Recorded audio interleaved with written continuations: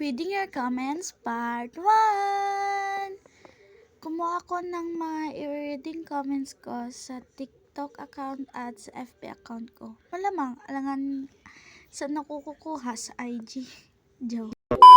Start na nga tayo. Ang dami ko pong sinasabing daldal. Ate, hello. Naka-follow na po ako. Salamat sa pag-follow. Single ka pa rin? Aray ko. Walang may pake. Sama ako magsakot eh. Kung ikaw na lang kayo isako ko. Ate, nadapa ako tapos napindot ko yung follow at copy link. Sana madapa na lang kayo lahat, no? Para maka-follow din kayo lahat tsaka maka-copy link.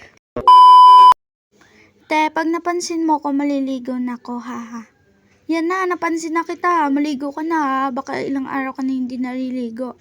Ang asim mo na eh. Ate, paano mag-comment? Madali lang. Ganito, first, bato mo yung cellphone mo. Mami, asan si daddy? Lah, ilang linggo pa lang ako dito. May anak na agad ako. Ate, tung sa her may iba na siya, aray ko po. Anong pakik ko? Anong connect? Ate, bakit yung tubig sa sapa hindi nauubusan ng tubig? Inumin mo te, tapos ubusin mo ha. Baka maubos. Aanin mo ay birthday ko iba ng na kanyang bini-baby. Okay lang, ako naman baby niya. Ay. Ate, sa sobrang bait ko, binigyan ko ng shampoo yung kalbo.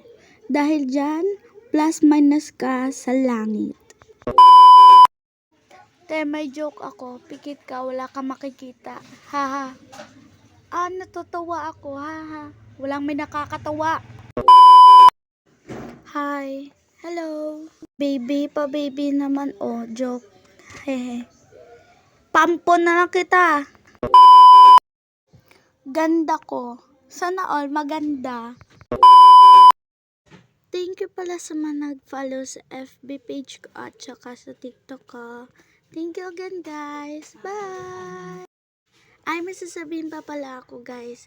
Thank you again guys ha. At mag-comment kayo ulit para sa part 2. Thank you again guys.